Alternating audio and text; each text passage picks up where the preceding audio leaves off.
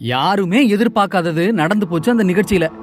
ஆமாங்க, பீகார்ல மேடையில பாடிக்கிட்டு இருந்த போஜ்புரி பாடகர் தனஞ்சய் சர்மா நடனமாடுற பெண் ஒருத்தரை மேடையில இருந்து இளைஞர் கூட்டத்துல தூக்கி வீசியிருக்காரு.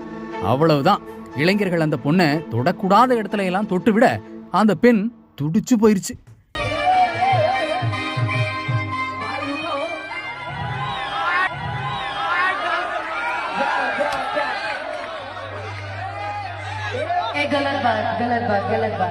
இதே பீகார்ல தான் தேர்தல் பரப்புரையில் ஈடுபட்ட பிரதமர் மோடி ஆர்ஜேடி காட்டாட்சியில பெண்கள் வீட்டை விட்டு வெளியவே வர அஞ்சினாங்கன்னு பேசினாரு. இன்னைக்கு பாஜகவோட இரட்டை சர்க்கார் இன்ஜின் ஆட்சி நடக்குது. ஆனாலும் பொது இடத்திலேயே பெண் ஒருத்தவங்க மானபங்கப்படுத்தப்பட்டிருக்காங்க. இந்த கீழ்த்தரமான செயலுக்கு பாஜக கூட்டணி அரசு என்ன செய்ய போகுது? இப்ப தெரியுதா யாரோட ஆட்சி காட்டாட்சின்னு? இந்த காட்டாட்சியை தான் தமிழ்நாட்டுக்கும் கொண்டு வர துடிக்குதா பாஜக? உண்மையின் பாதையில் தமிழ்நாடு காங்கிரஸ்.